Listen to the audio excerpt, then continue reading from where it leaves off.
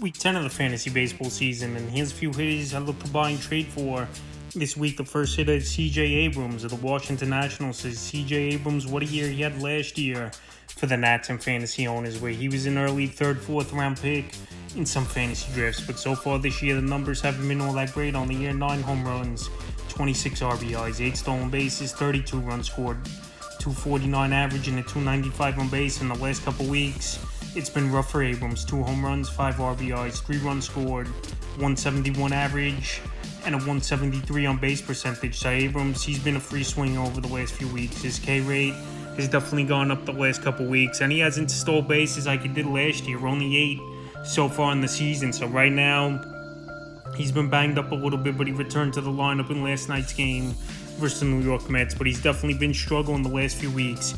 Is Abrams. May 28th at the Braves, 2 for 4. May 29th at the Braves, 0 for 5. May 30th at the Braves, 0 for 5. May 31st at the Guardians, 0 for 4.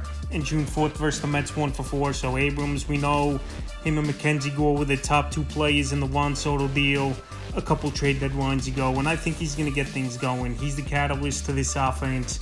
He's the table setter. He's a good base stealer, C.J. Abrams, and he's just off to a slow start, but the power numbers are still pretty decent with 9 on the season, where he hit 18 last year. So right now, while Abrams is struggling and possibly still not 100%, I think he could help fantasy owners, and you really could get him on a discount because his upside with the base stealing, and he could even finish with 20-25 home runs, I think, could help fantasy owners in the long run. So right now, well, he's down for now. Is Abrams. He's a buy low candidate this week. The next hitter, Dansby Swanson of the Chicago Cubs. So it's been a horrible year for Swanson, no doubt about it. 5 home runs, 15 RBIs, 4 stolen bases, 25 runs scored, a 203 average, and a 277 on base. But the last 2 weeks, 1 home run, 3 RBIs, 5 runs scored, 186 average, and a 255 on base. So Swanson, his numbers are way down there. Last year was a pretty solid year for him, 22-80 with a 244 average, and he's never really been a high average guy as Swanson, but this season to only have 15 RBIs 10 weeks in, and to bat just about at the Mendoza line is not a good sign, but I think Swanson could turn things around. Obviously the weather is warming up, and in Wrigley Field in the hot summer months, especially July and August, that ball really carries out there. So the last few games for Swanson, May 30th at the Brewers, 1 for 4. May 31st versus the Reds, 1 for 4. June 1st versus the Reds, 1 for 3, a homer, 2 RBIs, 2 runs scored. June 2nd versus the Reds, 0 for 4. And June 4th versus the White Sox, 1 for 2 with an RBI. So he's struggling mightily right now, is Swanson. He's batting 7th or 8th usually in this lineup for the Chicago Cubs. But I think he's going to turn things around. And like I said, as the weather's warming up, that ball's going to start carrying. And we know Swanson has 20 to 25 home run potential. We've seen it over the last couple seasons. A guy could steal as well anywhere from 10 to 15 bases, and he'll give you that 240, 250 average. So right now, while he's down in the dumps, is his batting average, and he's not hitting the baseball well. He's a perfect buy low candidate this week, especially at a shortstop position that we know is pretty weak in fantasy baseball. The next hitter, Nolan Arenado of the St. Louis Cardinals. Arenado, the power is definitely diminished this season here. Well, last year he still finished with 26 and 93 on the year, 5 home runs, 27 RBIs, 22 runs scored, a 257 average, and a 310 on base. In the last couple weeks, we haven't seen much from Arenado. 2 homers, 5 RBIs, 3 runs scored, a 200 average, and a 238 on base percentage. So Arenado, maybe his best years are behind him. Obviously, his stats did get inflated a lot throughout his career at Coors Field, but now the last couple of years he's starting to slowly drop off the stats. Is Arenado. The last few games, June 1st at Philly, 0 for 4. June 2nd at Philly, 2 for 4. June 3rd at the Astros, 1 for 4, an RBI. And June 5th at the Astros in that one, 1 for 4. So Arenado, like I said, the numbers definitely dropped off the last couple of years, but he's still a professional hitter. He still has a good approach at the plate. We saw it with Goldschmidt early in the season. He's starting to get things going.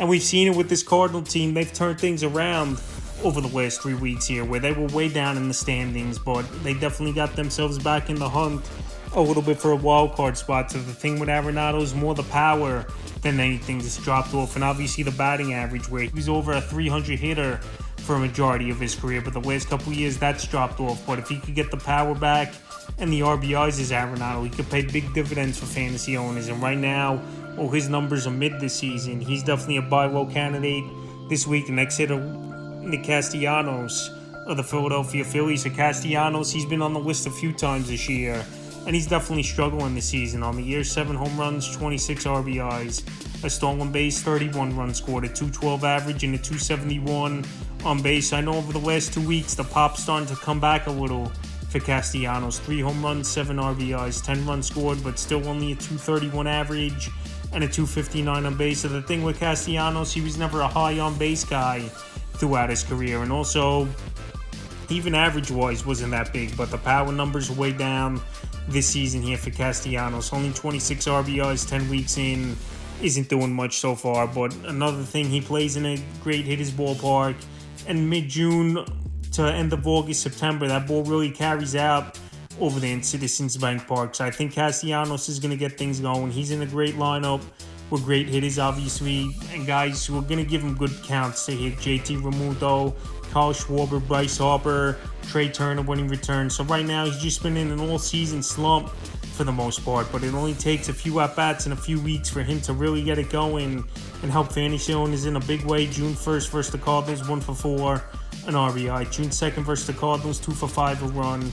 June 3rd versus the Brewers, 0 for 3, a run. And June 4th versus the Brewers, 1 for 3 with an RBI. So like I said, he's not doing much as Castellanos, even though we've seen some signs of power over the last few weeks here. I think he's going to break out sooner than later. He's too good of a hitter, and I don't think in one season he's going to lose it just like that, because he's coming off a 29 and 106 season with a 272 average, and the fifth and final hitter I look to buy and trade for this week's Randy Arozarena of the Tampa Bay Rays. So what a horrible season it's been for Arozarena, no doubt about it, but he's still contributing some power and some stolen bases. Just that batting average is way below the Mendoza line. Season for Arozarena, where it's been a down year: 8 home runs, 19 RBIs, 26 runs scored, 7 stolen bases, a 162 average, and a 263 on base. So Arozarena, he's not getting a lot of good counts, obviously, not a lot of good pitches to hit, because his on-base percentage is still 101 points higher than his batting average, which is still a solid number. But Arozarena, he's got to start hitting the ball. He's got to start finding the holes. But he is still contributing some power, and stolen bases is at least for fantasy owners. But his K rate is high, 68 strikeouts and 211 at-bats on the season, and he just can't get it going as Arozarena. So right now, he's a perfect buy low candidate because we know what he's capable of. The Rays, they're getting some players back to the lineup. Brandon Lau, he came back a week ago.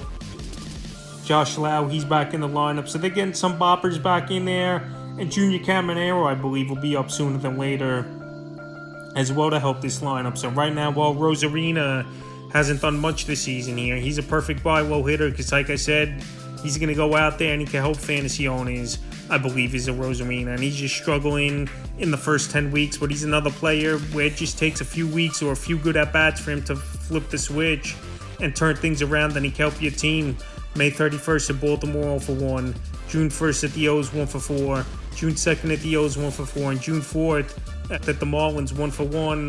What a run. So right now, Arozarena, I know the batting average is down, but the power is still there. Stolen bases is still there. And the on-base percentage is always where it's been for him. You are 100 points higher than his batting average. So if just the batting average has been an issue, and the K rate. So that's a few hitters I look to buy and trade for week 10 of the fantasy baseball season.